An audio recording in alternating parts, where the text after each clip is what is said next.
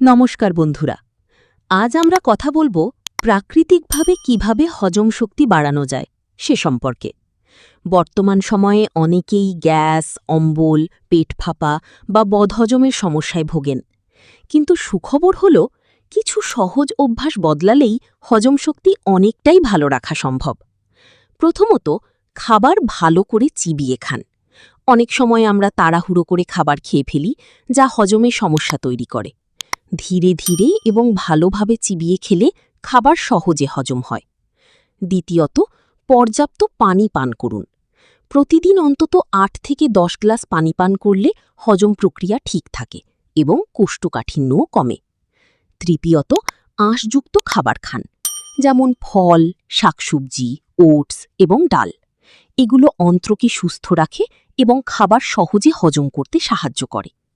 চতুর্থত, নিয়মিত হাঁটাহাঁটি করুন।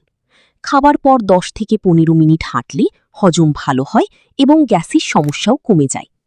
পঞ্চমত, অতিরিক্ত তেল মশলাযুক্ত খাবার এড়িয়ে চলুন, কারণ এসব খাবার অনেক সময় অম্বল ও বদহজমের কারণ হয়ে দাঁড়ায়।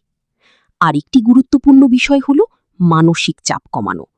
অতিরিক্ত স্ট্রেস আমাদের হজম শক্তির ওপর খারাপ প্রভাব ফেলে, তাই পর্যাপ্ত ঘুম এবং মানসিক শান্তি খুবই জরুরি।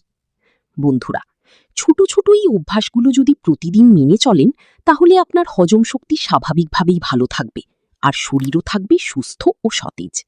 ভিডিওটি ভালো লাগলে লাইক করুন, শেয়ার করুন, আর এমন আরও স্বাস্থ্য টিপস পেতে আমাদের চ্যানেল লেটস গেট সাবস্ক্রাইব করতে ভুলবেন না। ধন্যবাদ।